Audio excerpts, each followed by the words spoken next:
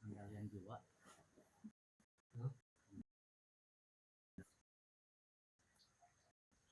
Wah,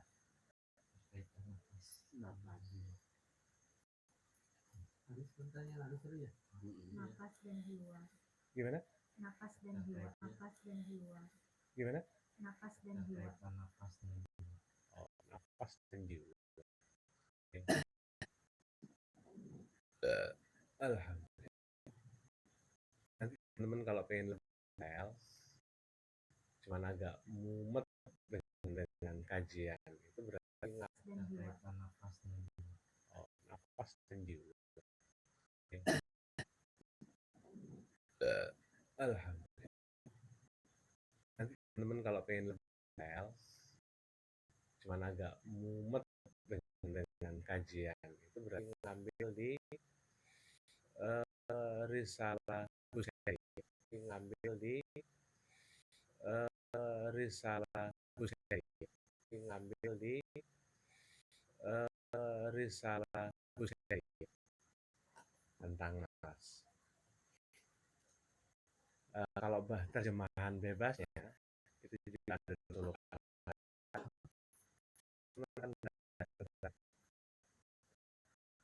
Nafas itu adalah bagian yang dalam dari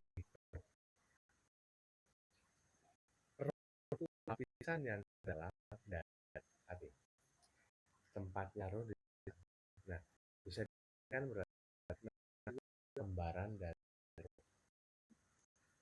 Apakah kita menghirup udara itu bernafas? Kata biologi, pelajaran biologi. Tapi kalau di dalam Islam itu lebih detail. Engkau menghirup oksigen, mengeluarkan karbon dioksida, udah itu titik. Nanti saya tidak membicarakan tentang wilayah pengertian definisi nafas, tapi saya lebih banyak nanti ngajak teman-teman untuk berpikir ulang. Selama ini teman-teman sudah bernafas kan? Bukan dalam artian biologi, tapi artian secara Islam. Bernafas berarti Anda sudah mentu bernafas, belajar bernafas, berarti sudah tidak perlu diajari, nggak perlu harus di rumah sakit itu pakai oksigen ya. Kan saya nggak bisa bernafas. Emang kenapa? Saya susah bernafas, Pak. Kok bisa susah? Berarti kan selama ini pembelajarannya nggak sempurna. Oke, itu awalnya. Kedua, ketika teman-teman bernafas, difahami dulu yuk bahwasanya ketika kita bernafas itu hanya untuk mengambil sesuatu yang kecil untuk membangunkan yang besar di dalam.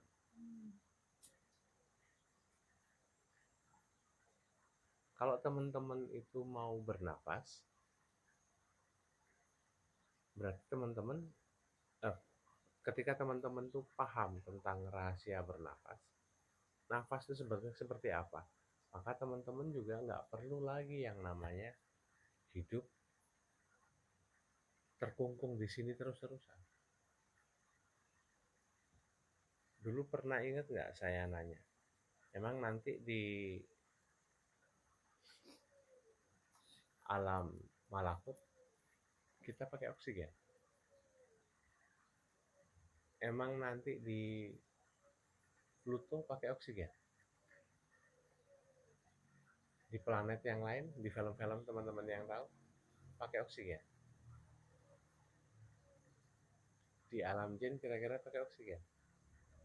Atau di bumi yang lain, teman-teman pakai oksigen untuk bernafas? Belum tentu.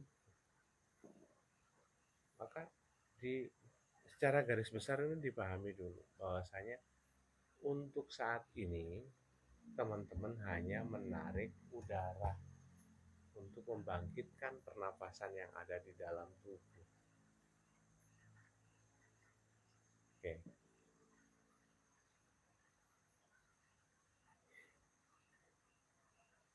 Sampai di sini. Teman-teman itu kan kayak ini mau makan pisang, nanam pisang. Emang pisangnya segini itu apa? Setandon, sesisir. Emang nanamnya segini? Kan cuman biji kali, benih. Nah, apapun yang Anda hirup itu ada benih. Benih oksigen. Tapi kalau dibuka lagi, sebetulnya oksigen ini itu mengandung elemen apa? Gitu. Banyak kan teman-teman ketika ada di satu tempat itu,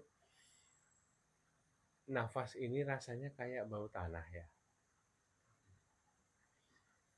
Kak, nafas itu udara oksigen itu nggak bisa yang namanya murni itu oksigen. Teman-teman tanpa sadar juga menarik unsur-unsur yang lain. Ketika ini ditarik dengan unsur-unsur yang lain, anggap jiwa itu seperti kayak anak-anak. Pasti ada yang nggak suka dong. Aku nggak mau. Udara ini rasanya pahit. Udara ini rasanya asam. Udara ini rasanya terlalu sejuk. Rokok aja beda-beda. Gitu.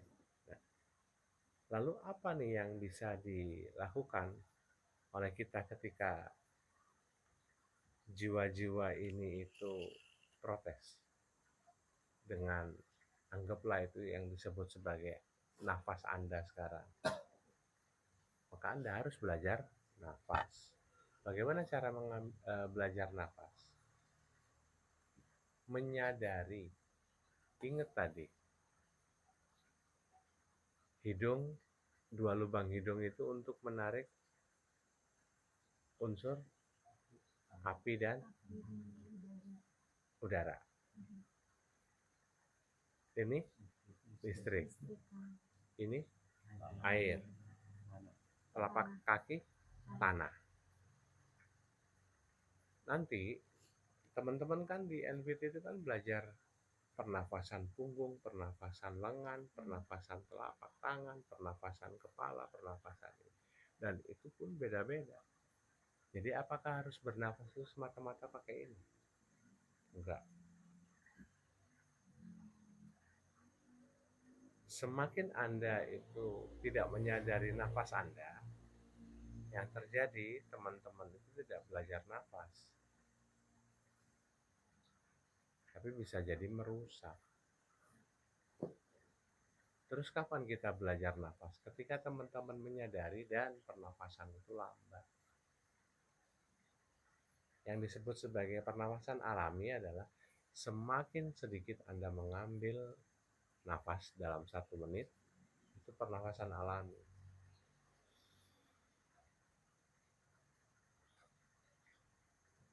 Udah lama kita nggak pakai nafas, itu namanya seperti menghold, menahan.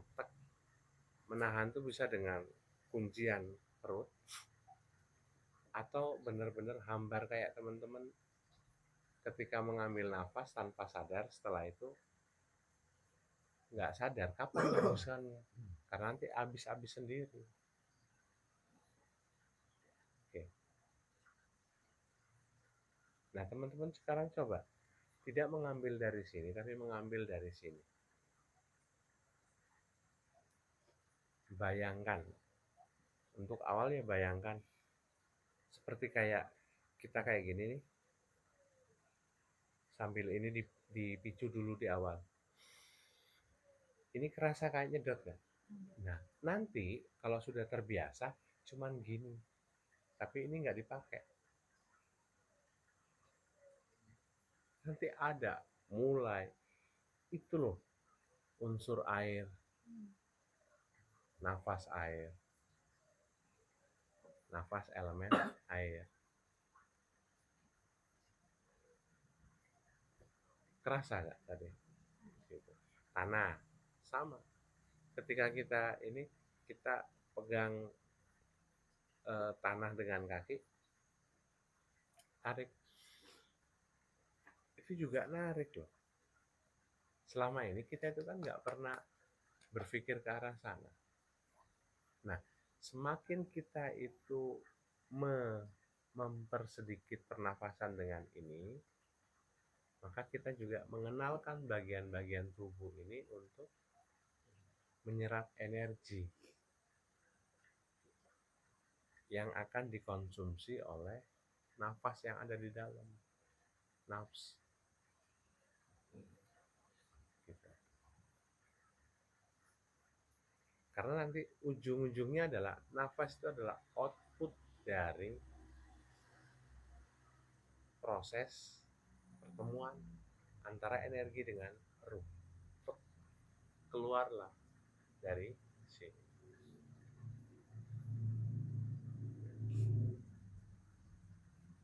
Selama ini kita nafas ya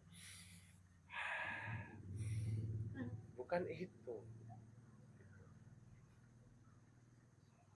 Oke. Belum familiar ya? Belum. Oke. Sampai di sini mau diulang lagi kah?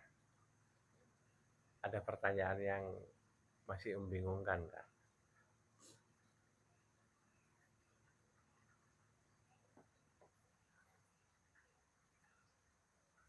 Kita tuh dengan gayanya ngomong, zikir yang paling bagus adalah zikir nafas. Sebentar,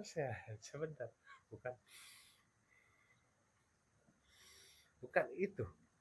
Kalau itu dulu dijelaskan ya KW, daripada nanti di sini dulu bingung, mending sekarang dasarnya sudah ada. Oh iya ya, selama ini saya bodoh berarti gitu kan. Nah gitu. Zikir dengan nafas berarti zikir yang kemudian ingat. Ketika seseorang itu mengingat Allah, berarti dia juga kemudian belajar tentang wahdatul wujud Allah. Salah satu kemudian wahdatul wujud Allah adalah energi. Nah, ketika kita belajar energi seperti ini, sambil kita ngerasain ya, nggak kelihatan nariknya, ya, nggak kelihatan nariknya, tapi kita kelihatan hembusannya.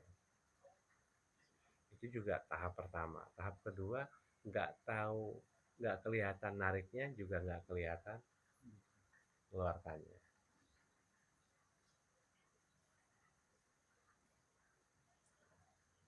Oke, tarik pertemuan dengan ruh, keluar. Harusnya ini kerasa dua-duanya di sini. Mana yang panas, mana yang semeliwir, gitu.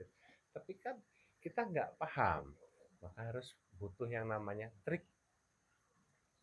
Duduk tenang, tarik nafas, hembuskan.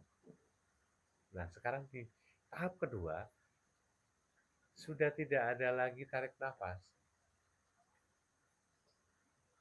tapi menarik dari sini. Hembuskan. Nanti di sini mulai teng gitu. Oke.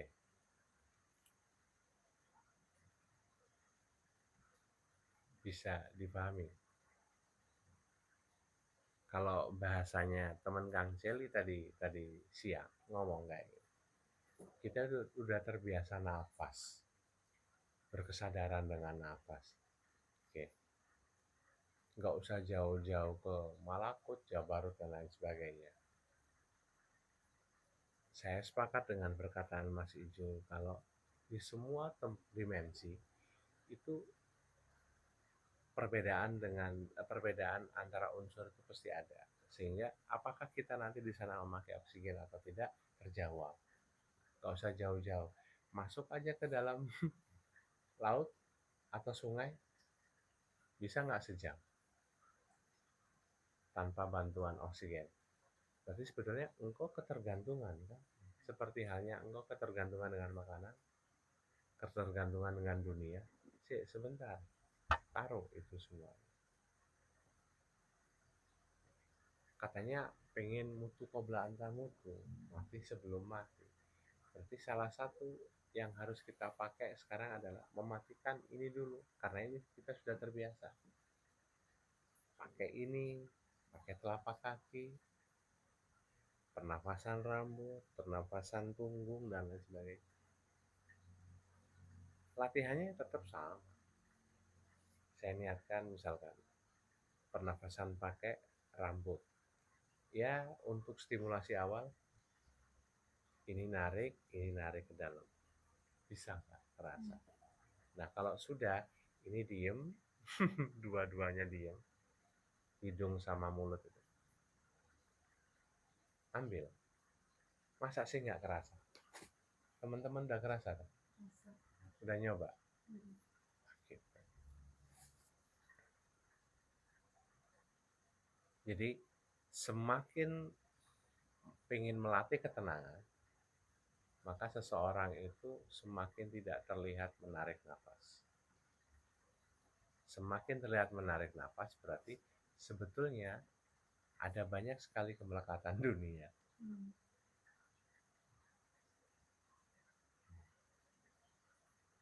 Oke. Nanti di liang lahat udah ditumpuk.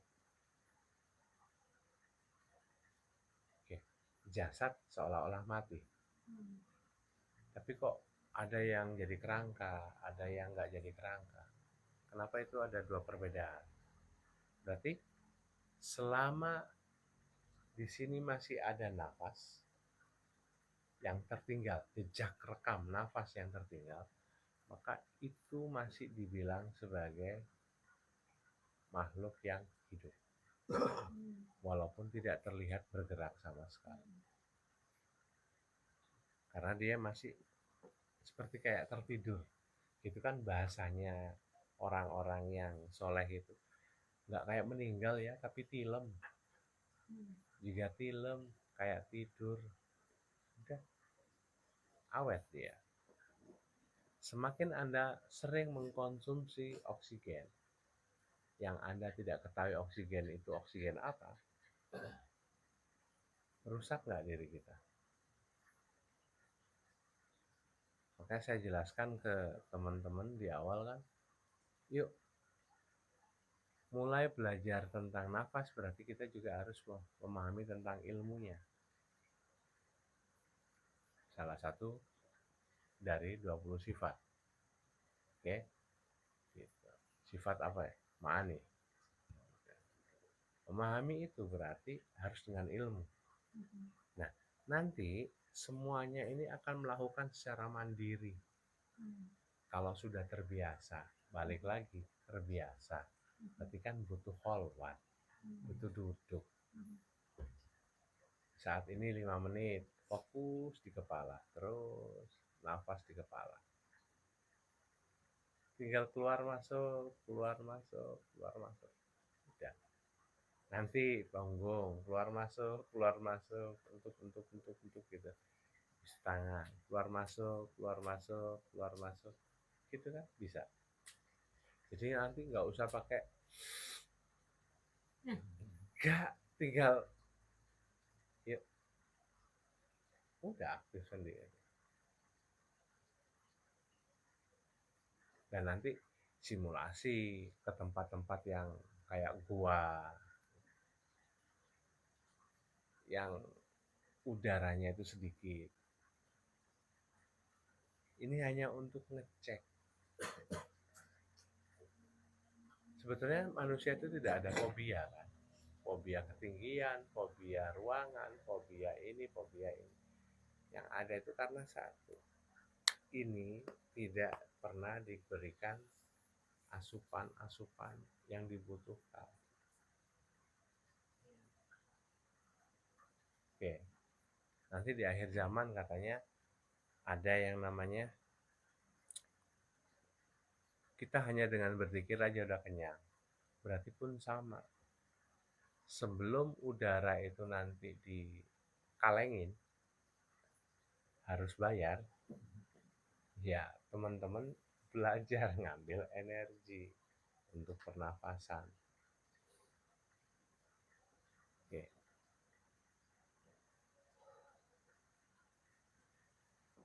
Oksigen itu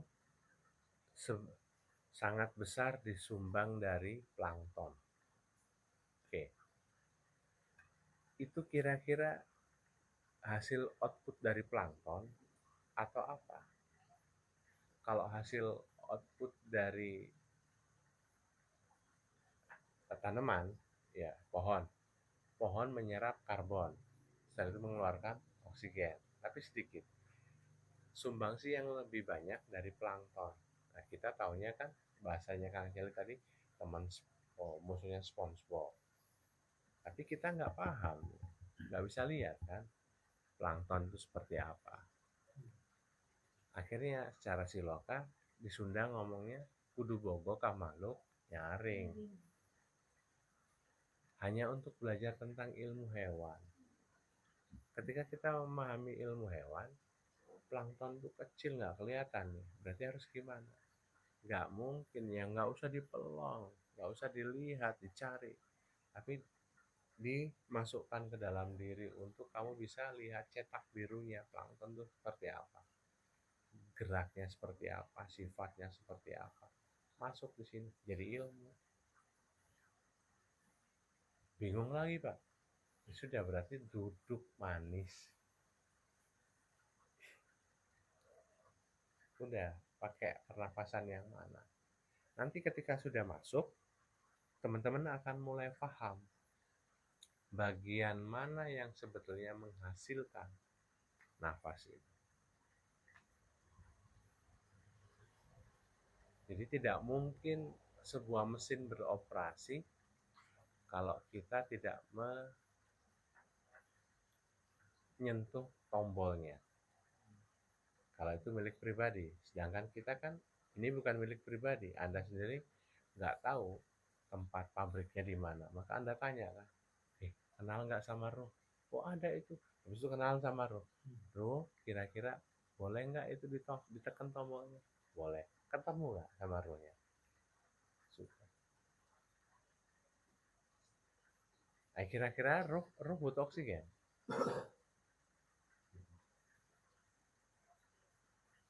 Bingung kan? Yuk mulai belajar lagi tentang ini. Yang Ruh, kenapa hasil keluaran dari pertemuan dengan Ruh itu adalah nafas? Karena satu, yang dibutuhkan Ruh itu adalah ahwal. Ahwal itu bahasa Indonesianya apa? Kondisi. Ya, kondisi, suasana hatimu. Kalau suasana hatimu cemas, nafasnya pendek. Kira-kira itu dihasilkan karena nafasnya pendek, sengaja, nah gitu, atau karena emang suasana. Lah iya wes suasana.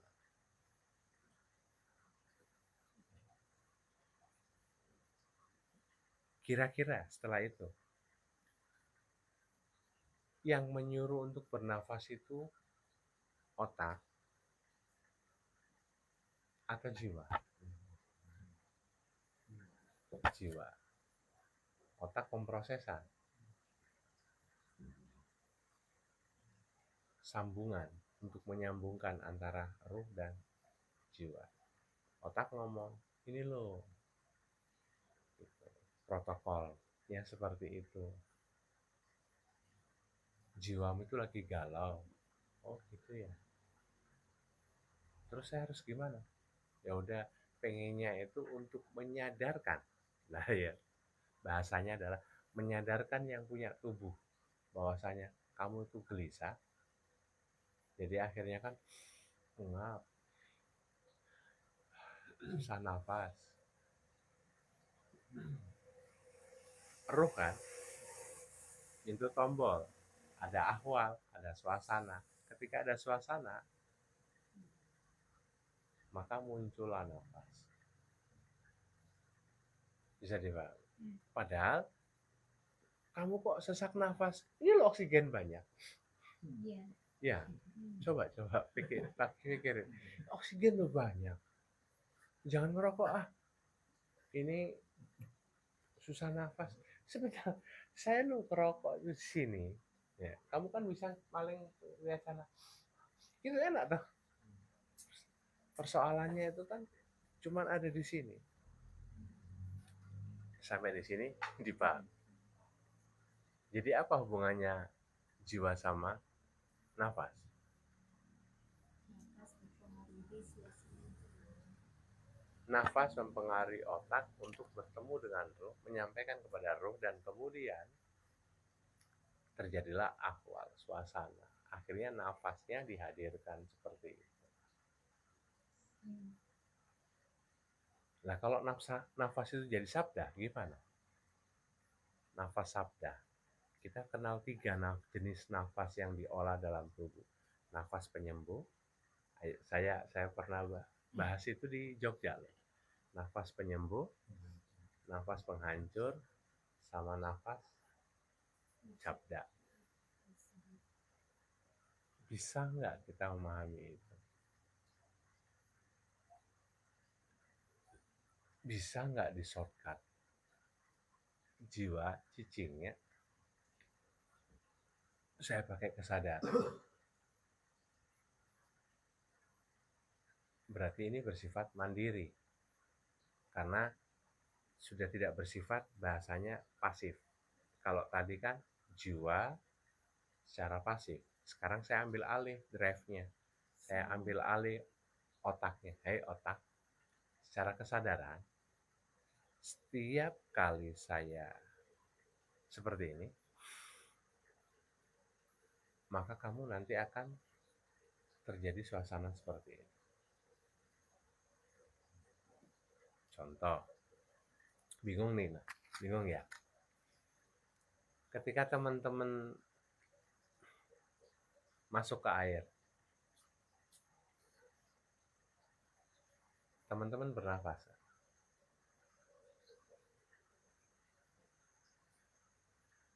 Harusnya bernafas ya teh. Pernafasannya memakai apa? Pakai insan pak? Bukan. Gitu. Cukup dengan pori-pori tubuhmu. Kalau yakin bisa, tapi yakin juga butuh latihan ya. Kalau langsung tiba-tiba langsung Anda sejam masuk di air tanpa ada oksigen, anumerta Anda. Anumerta teh berarti almarhum. Bahasanya di angkatan. Levelnya itu udah bukan lagi sersan, kopral dan lain sebagainya, tapi langsung anumerta. Almarhum.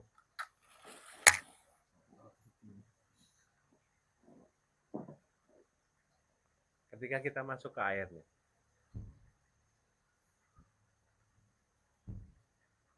coba tidak berupaya dengan memakai pernafasan ini, tapi pernafasan pori-pori. Berarti kan butuh ketenangan. Anda yang mengkondisikan Anda masuk ke air kan, bukan jiwa kan. Sama. Ketika saya makan pisang, saya tahu pisang itu fungsinya secara energi kayak gini. Pisang, apa tadi kok pisang? Tahu, tempe, telur, peyem. Itu untuk berfungsi sebagai apa? Energi penciptaan, untuk menghasilkan penciptaan. Berarti kita bikin yang namanya nitrogen secara organik, manipulatif di dalam. Kita makan. Setiap saya makan tempe, setiap saya makan peyem, maka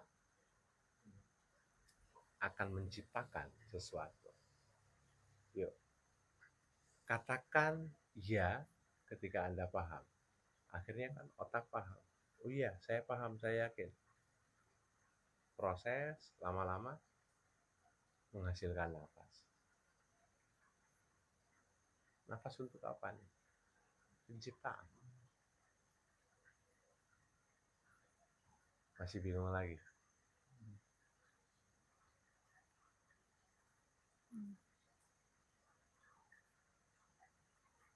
Pernah dengar nggak ketika Anda minum, jangan sambil nafas? Loh, kenapa? Karena Anda melakukan sesuatu, pekerjaan. Selesaikan dulu minum, baru habis itu nafas. Karena nafasmu ini itu mengandung 3 hal. Kalau nggak penyembuhan, sabda, kehancuran. Udah, selesai.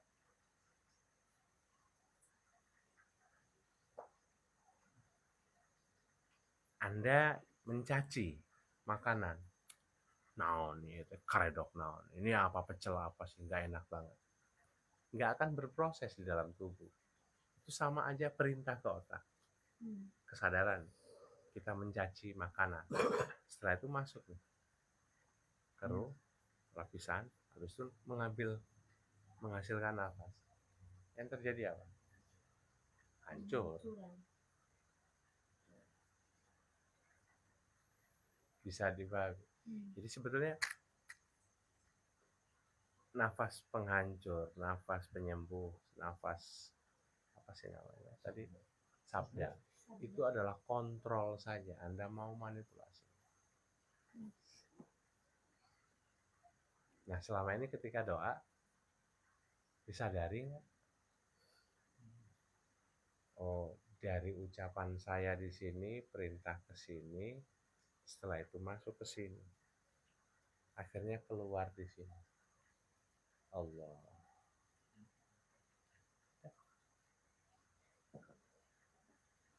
Ada yang lupa nafas, nggak pakai ini, nggak ngeluarin nafas dari sini atau dari sini, akhirnya dari sini.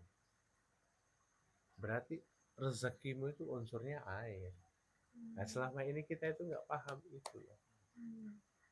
Anda mau mengeluarkannya dari mana? Dari sini, dari kaki, atau dari sini.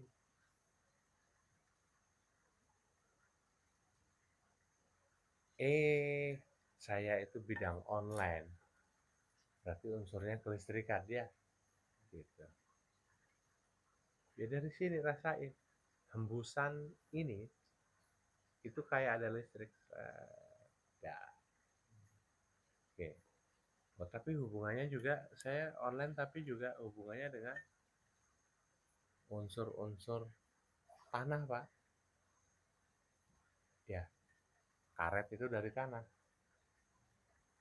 dari kayu, ada hubungan dengan tanah. Sudah berarti rasain ya. Dari kaki, perhatiin gitu. Kacang hijau dari mana? Dari air. Mesti ada air dong di sini dong. Ya. Selama ini kesadaran kita nggak penuh karena emang kita nggak punya ilmu.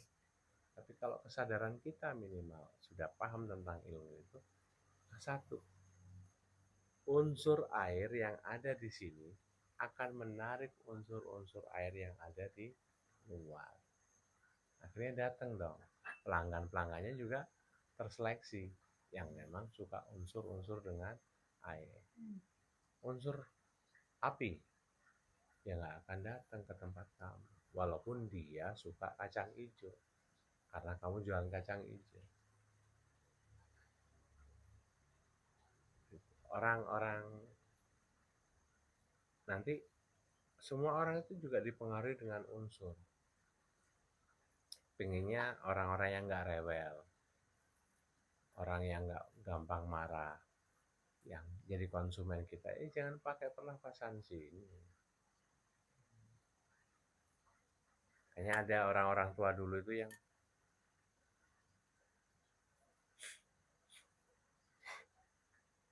gitu. Ada. Setiap keluar rumah ada gini. Oh, pakai angin saya. Oh, ya sudah. Wah, yang api tersumbat. Akhirnya sudah, nanti saya tahan dulu. Saya nggak berangkat dulu. Gitu kan. Nggak pernah lihat orang-orang yang kayak gitu.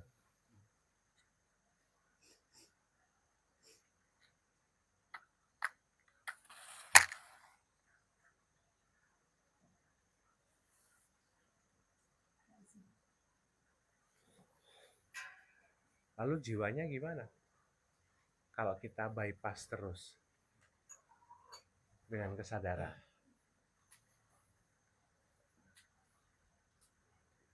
Pernah pakai pernapasan dalam. Jadi masukkan. Kita menghembus, kita menarik dari sesuatu, bisa dari sini, dari sini, dari sini, dari sini. Setelah itu benar-benar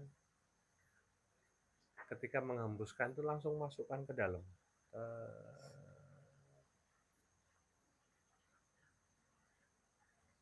Gitu. Kalau jiwa-jiwanya di sini berserakan. Tapi kalau jiwanya udah dikumpulkan di sini, fokus di sini. Bisa nggak ngambil energinya dari sini? Seret, nafasnya dari sini. Seret, keluarin lagi.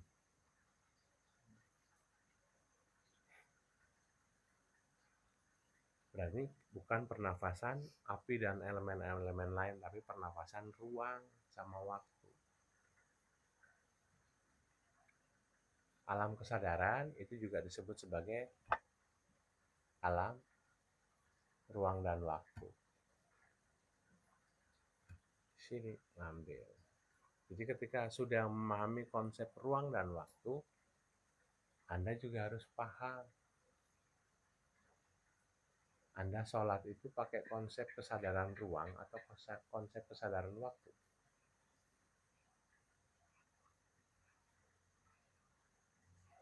Atau enggak pakai kesadaran. Terus pokoknya saya itu sholat ya Allah. Yes, gitu.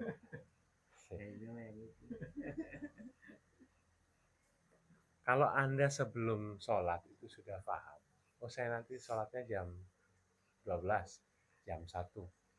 Sadar nggak? Anda memahami konsep kesadaran waktu.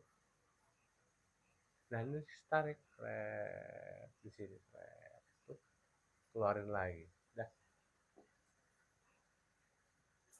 Jam 1 kurang berapa, itu sudah ada alarm sendiri. Punya sholat.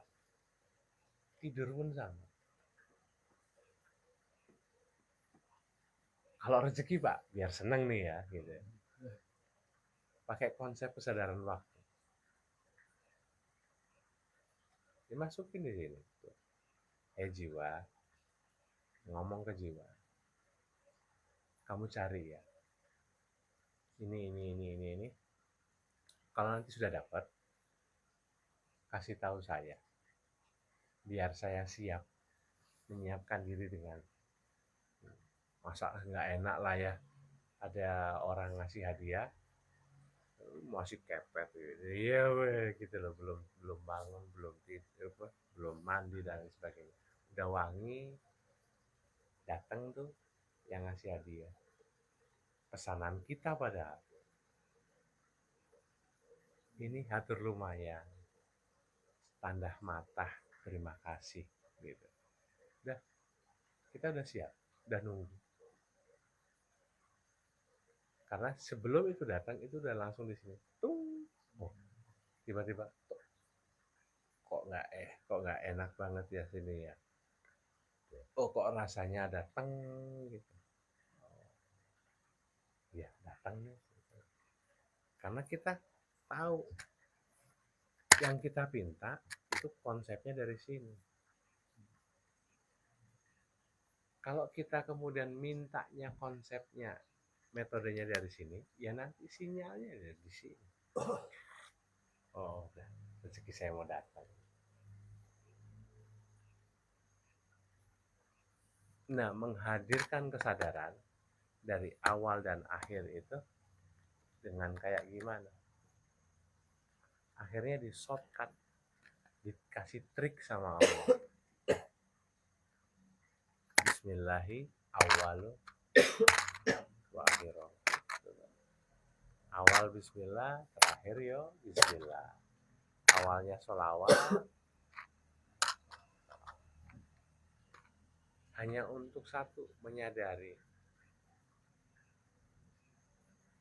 Anda mengucapkan gampang, Allahumma sholli ala Muhammad. Lihat Al-Fatihah, Allahumma sholli ala Muhammad. Terus, kalau nanti Al-Fatihah datang, Anda masih ingat pakai sholawat? Harusnya. Tapi karena ini tidak dilakukan dengan kesadaran, oh iya, saya udah mengucapkan, tiba-tiba Allahumma sholli ala Muhammad. Ya Allah, senang ya. Suasana, ahwal. Senang, ada nafas. Ketika ini dikasih kesadaran, datang. Ketika sudah datang, Anda juga akan ingat Allahumma sholli ala. Nah, ini kan permasalahannya, jiwa-jiwanya belum banyak yang percaya dengan Anda. Ayo sholawat, ngomong janji di depan, ntar enggak. Ya, sama kayak Anda kan, janji, insya Allah enggak ngulang lagi, enggak nakal lagi. Udah dibeliin sama mamahnya ini HP yang segede gaban. Boro-boro ingat, nakal lagi. Nah, selama ini jiwa itu mengamati Anda, tapi Anda nggak tahu kalau Anda itu diawasi sama jiwa. Rajaku aja kayak gini, gimana aku mau percaya? Tapi ada shortcut baru, gitu loh. Di Quran juga banyak disebutin. Apa sih yang membuat kemudian ini pembaruan? Dengan apa? Taubat. Taubat itu pekerjaan. Ya Allah, saya taubat. Maafkan saya. Jiwa, maafkan saya. Udah taubat. Masuk ke sini. Ngomong ke sini. Tuh, keluar nafas. Ingat, malam Selasa kemarin saya ngomong. Untuk mengontrol jiwa itu dengan apa? Nafas. Jangan beri asupan nafas, ampun-ampun dah lihat mereka. Gitu. Masih ingat saya ngomong kayak gitu?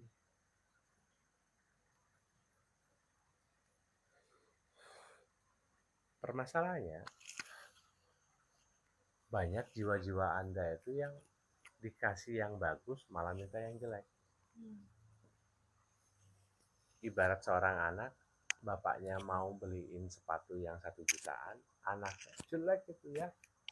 Ini, pengen yang ini, dilihat harganya 100 ribuan, gitu kan. Pengen yang jelek. Nah, nafas yang jelek kayak gimana?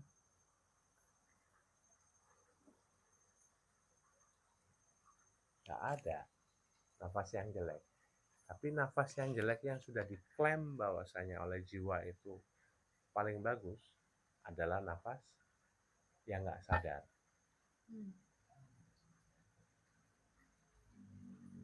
Sedangkan di sini sudah ada shortcut. Sering dicampur nggak? Contoh, perintahnya itu banyak banget. Anda lihat yang jelek, nafas nggak sadar. Anda lihat yang bagus, tanpa sadar juga nafasnya nggak sadar. Anda lihat yang nggak Anda sukai, Anda juga nafasnya nggak sadar. Semuanya diplot sebagai nafas yang nggak sadar itu baik, kata jiwa. Sehingga ketika dikasih varian yang baru, nafas rasa yang baru ya, nafas api, nafas ini, dan Anda menyadari, tolak awal. Kenapa sih orang-orang yang mulai belajar suluk, belajar kesadaran, itu pasti kemudian diperes, bahasanya Kang Hendar, dimiskinkan, gitu. Jadi bukan koruptor aja, gitu. Pahit dulu. Ketika sudah pahit, banyak luka, baru kemudian disadarkan. penataan pola ulang.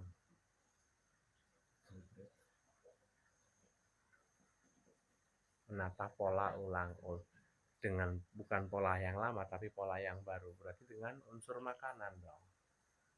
Seperti yang tadi sebelum kita online, semua saripati yang ada di dalam tanah itu berbeda-beda, dan itu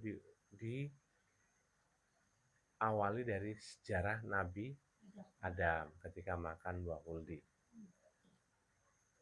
Ketika dipisahkan, buah huldi itu memiliki konsep kan, energinya tidak akan bisa diserap sama Adam secara utuh karena belum siap. Kalau sudah siap dilarang. Tidak boleh mengurus SIM, surat izin mengemudi sebelum 17 tahun. Kalau sudah 17 tahun boleh? Boleh. Pun sama, ketika buah huldi itu belum boleh dimakan sama Nabi Adam, berarti kan sebetulnya nggak ada larangan di surga kan? Tapi ini jangan dulu dah, belum waktunya. Oke. Ketika dikonsumsi, ada banyak saripati buah ini yang nggak keserap. Akhirnya dikeluarkan lewat zat sekresi, zat buang lewat BAK dan BAB. Ketika kemudian anggap nih kita ngomong tentang Nabi Adam diturunkan ke bumi ya, gitu. Dipisahkan dengan Siti Hawa. Perjalanan ini kan berapa ratus kilometer, berapa tahun perjalanan mencari Adam dan Hawa ya. Akhirnya termangu-mangu ya, gitu lewat mangu, lagu mangu. Nah, ketika ini berjalan, tadi saya sebutkan kan, berapa kali BAB, berapa kali BAK, dan ketika BAB BAK, itu juga ketika BAB dan BAK, sadar nggak sih kita itu juga bernafas, mengeluarkan nafas. Nah, itu kan dipengaruhi oleh ahwal, suasana. Ya, ketika suasana hatimu, ketika Nabi Adam itu suasana hatinya galau nih, dirundung cinta sama Siti Hawa, kangen gitu. Di situ tanah itu mengandung saripati, salah satu asma perindo. Gitu. Adam lagi galau, ya suasana hatinya, ya. Tanah itu akhirnya kan bertumbuh nih, ada tumbuhan yang berkembang, bertumbuh di situ. Buahnya kita makan. Ada kan? Saya nggak perlu sebutkan banyak, dan saya nggak perlu mau sebutkan secara online dulu. Buah apa yang bikin galau? Buah apa yang membuka rahasia? Buah apa yang kemudian membuat energi penciptaan terlalu besar? Buah apa yang kemudian menyatukan banyak partikel? Buah apa? Nah, itu belajarnya di NPT 3 kemarin. Oh, buah ini, makanan ini mengandung unsur ini. Saya tidak mengkaji dari sisi kedokteran, tapi mengambil sisi dari sisi energi. Kayak saya share kemarin ke teman-teman, apa sih? Ada lagi dawagan itu untuk apa? Kekuatan jiwa, untuk cahaya dan lain sebagainya. Ya. Kalau secara kesehatan, cari browsing pasti ada. Tapi kalau secara energi nggak ada, nggak termaktub di Google gitu kan. Oke ya. Nah, ini kan perjalanan tadi. Nah, kebayang kita itu bernafas dengan sadar, kita juga menyadari makanan yang kita makan itu fungsinya apa. Plus ya, cepet. Kayak tadi, adik nanya, Pak, biar nggak pasang surut, rezeki saya ya udah sediain aja apa tadi tuh rumput laut. Kita makan rumput laut dengan bismillah. Bismillahnya itu kan harus ada syahadat rumput laut. Syahadat itu kan nggak cuma syahadat yang Anda kenal. Syahadat bumi ada, syahadat tumbuhan ada. Syahadat berarti menyaksikan bahwasanya rumput laut itu benar-benar tercipta dari saripati yang Adam dulu. Kebayang seorang musafir gitu kan, ada, ya Allah ini saya tempatnya di sini, ini kira-kira ada lagi nggak? Maka perbekalan itu pun juga disiapkan. Tapi kan zaman Nabi Adam kira-kira udah bisa nanya nggak? Ada tas. Gitu. Kadang-kadang nggak ya. Atau anggaplah nggak ada. Maka dia meyakini, Bismillah ya Allah, jangan pasang surut Pak. Insya Allah saya yakin besok ada. Itu ada. Saya nyampe sana ketika saya mau lapar, saya sudah ada makanan. Gitu kan. Yang di situ saripati itu kemudian karena suasananya Nabi Adam itu seperti itu, dilewatkan saripati yang dikeluarkan. Akhirnya ketemulah dari para ahli ilmuwan-ilmuwan itu yang memahami fisika kuantum.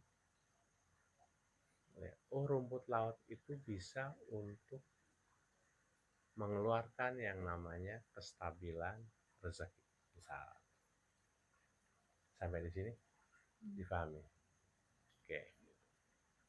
Balik lagi, nafasnya dipakai.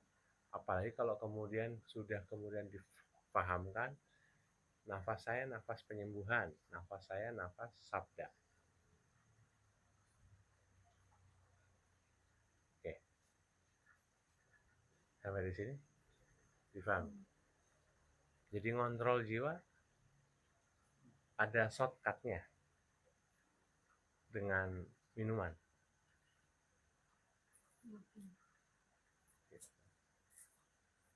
Nanti saya breakdown sedikit-sedikit nanti sambil saya siapkan biar sama Kang Amin gitu. Biar teman-teman dikerjain sedikit. Air teh asma apa? Mengandung unsur apa? Yang itu ya yang arifin sama asobur. Teh itu as-sobur. Berarti kan nambah kesadaran, kesabaran. Kesadaran akan kesabaran. Makanya iklan mari ngeteh bener ya, selaras gitu.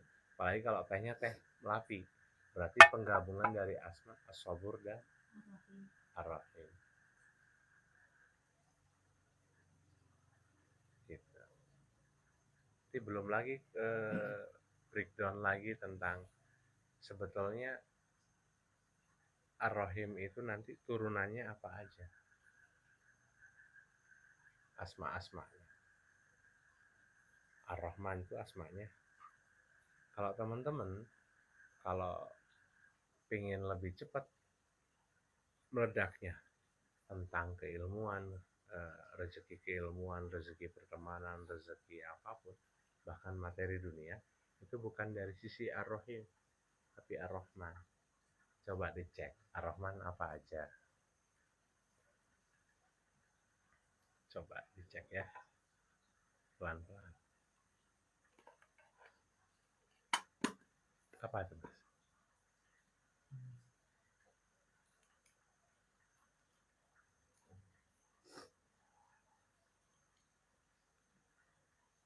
Ada minuman, air mineral, terus asi, air susu, terus apa? Nah, kalau yang lain apa aja? Sup. Oke. Di Timun. Oke. Air susu dikasih, maaf, teh dikasih susu? Itu susu ASI apa susu biasa? ASI. Oh, jangan lah. Gimana Anda? Teh berarti di situ pakai air yang pH-nya 9. Air mineral yang pH-nya 9. Anda akan mulai menapaki yang namanya Asma Ar-Rahim dan As-Sabur. Karena Ar-Rahim, Ar-Rahman. Ar-Rahman dan As-Sabur. Ketika Ar-Rahman ini ditapakin, turunannya nanti asma-asma turunannya salah satunya adalah keberlimpahan. Selama ini ngetehnya pakai apa? Air biasa ya? Air biasa.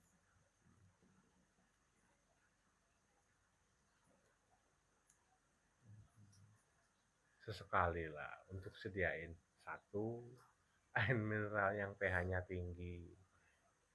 Ya nggak tinggi-tinggi amat, nggak apa-apa, kristalin. Gitu? Untuk ngeteh. Saya kan orang kaya Pak. Pakai jam-jam lah. Keren ya? Teh, jam-jam direbus buat teh. Asik.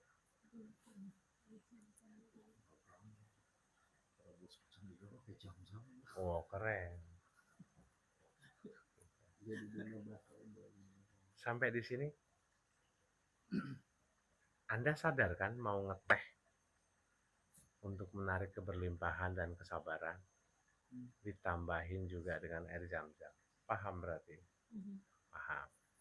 Sadar. Setelah itu Anda minum. Anda ngembusin nggak? Pakai apa nih? Kelistrikan. Atau mau gini? Berarti dari air rezekinya nanti. Unsur-unsur yang mengandung. Nah, kalau kayak gitu kan Anda nggak akan kaget. Makhluk yang kagetan itu kan produk-produk amatiran. Loh kok bisa? Saya tuh kan nggak gini. Saya tuh nggak pernah kayak gitu. Iya, amatir.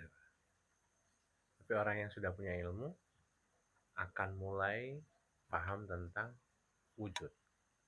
Dari wujud turun lagi ke sifat salbiyah yang kita bahas, salah satunya adalah qiyamuhu binafsi. Siapa yang berusaha? Jiwamu. Energimu.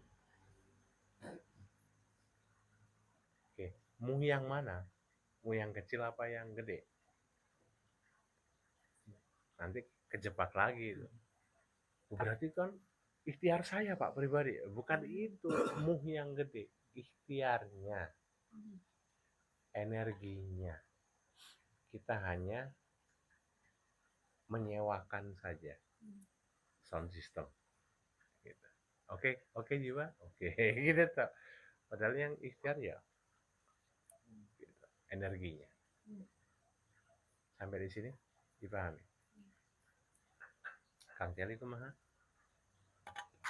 Bisa dipahamkan?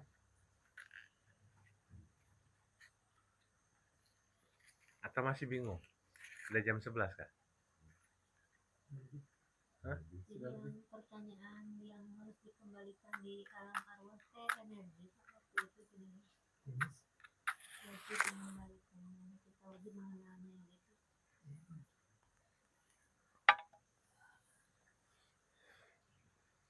Oh, pertanyaan waktu di Jogja.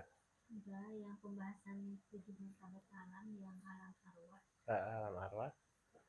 Kita wajib mengenalnya, kita wajib menjaganya, kita wajib mengembalikannya itu energi. Sudah dijawab ini teh. Sabun ya? Nanya. Oh nanya. Oh jawab. Energi bukan. Oh energi. Siapa Bu? yang tadi yang proses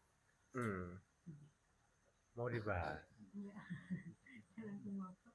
Jangan, itu nanti wilayah miskat, nanti ngelebar ke miskat kita. Miskatnya Kang Imannya belum ada.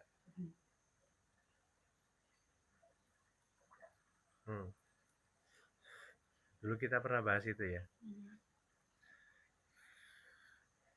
Kita harus menjaganya.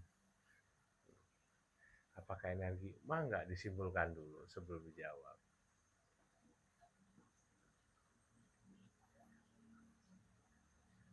Oke. Ada pertanyaan yang lain? Kang Aris. Bingung nggak?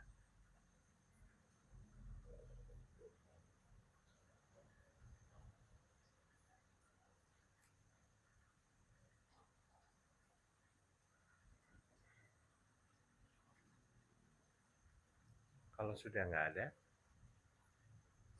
saya tutup. Sadar. Gimana? Kata kuncinya sadar. Kesadaran adalah pengantar kita. Karena nanti di atas kesadaran ada lagi.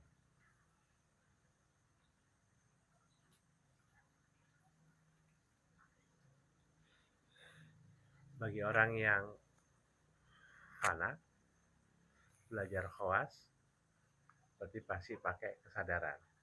Bahkan orang yang khawas pun masih pakai kesadaran. Setelah khawasul khawas, untuk setelah Anda sudah khawas dan menapaki khawasul khawas, sudah bukan lagi pembahasan kesadaran. Nanti ada lagi di atas.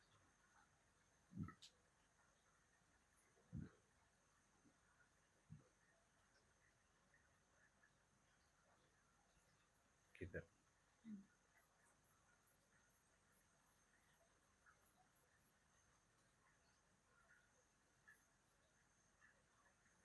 Sampai di sini dipahami. Nah, agar nanti nafas penghancur itu tidak otomatis ke dalam diri Anda, terakhir nih.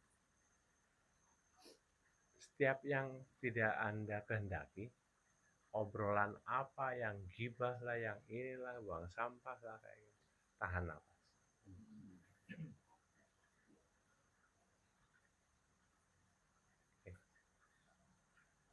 Maksud tahan nafas di situ kan selama dia berbicara tahan nafas. Iya. Kalau ngomongnya sejam, ya bodoh memang. Ngapain dilayani?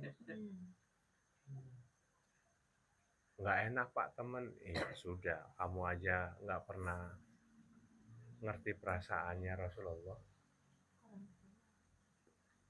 Ya. Rasulullah yang mati-matian ngebela. Ini malah ngomongin teman. Teman-teman kayak sampah gitu loh. Buang sampah terus. Iya, malah diladenin gitu loh. Kalau saya kejam loh ya. Kalau saya lagi baik itu, nggak apa-apa, yuk ngomong apa. Oh gitu, iya gitu tuh. Tapi saya tahan apa? Saya pakai pernafasan apa? Tanah, grounding. Saya langsung ngomong ke otak, hai otak, pertahankan pernafasan ini sampai dia selesai ngomong. Saya groundingkan semuanya, saya netralkan omongan dia. Udah selesai. Lah masa istrimu, orang tuamu mau curhat, kamu tolak? Kecuali istrimu sudah punya, emang dilatih untuk berkesadaran. Tapi kalau istrinya nggak paham tentang keilmuan ini, udah diem. Saya nggak terima, buang sampah, kayak gitu. Terus gimana itu, Mbak? Jadi kalau menanggapi seseorang buang sampah seperti itu, diperintahkan secara otomatis loh Pak, untuk kayak yang tadi gue katakan. Nggak ada otomatis, manual. Diperintahkan dulu terus grounding. meskipun ini bernapas. Nggak ada keluaran udara di sini. Ngomong aja biasa, tapi nggak ada udara. Gimana coba? Kalau nggak dilatih?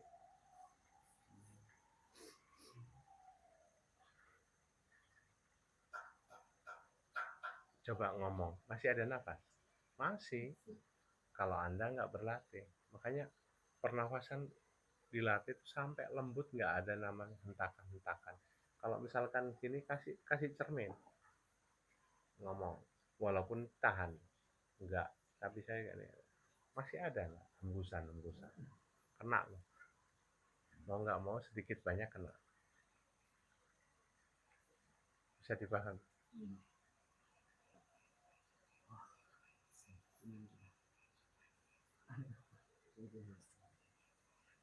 Di jalan lingkungan. Ya karena kamu natanya orang-orang yang nggak paham dengan keilmuan ini, masa di laminating kamu harus lari ke Gua Hiro gitu. Nggak mungkin toh.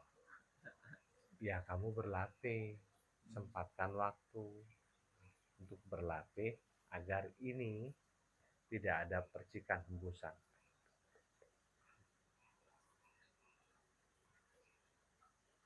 Oke.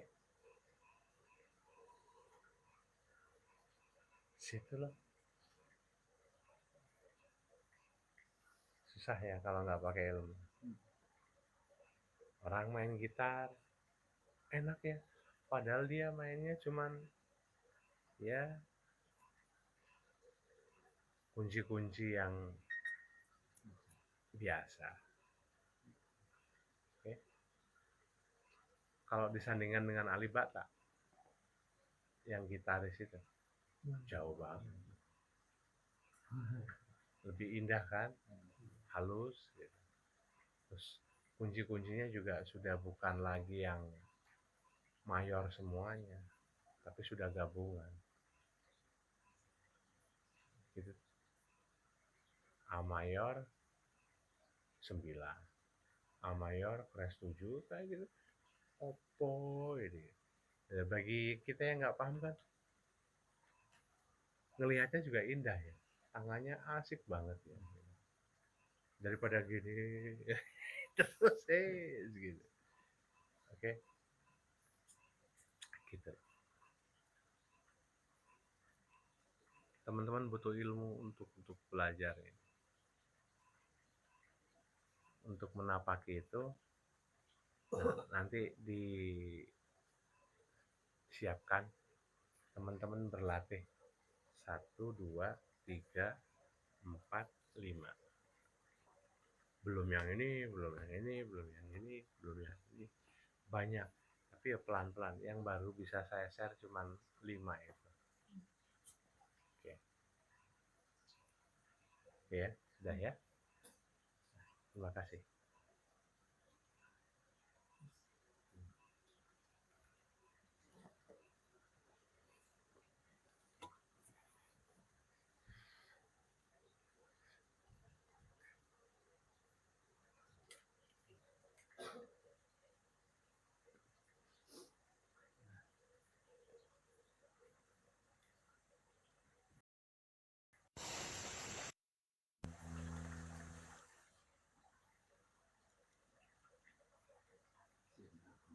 Bukan lagi.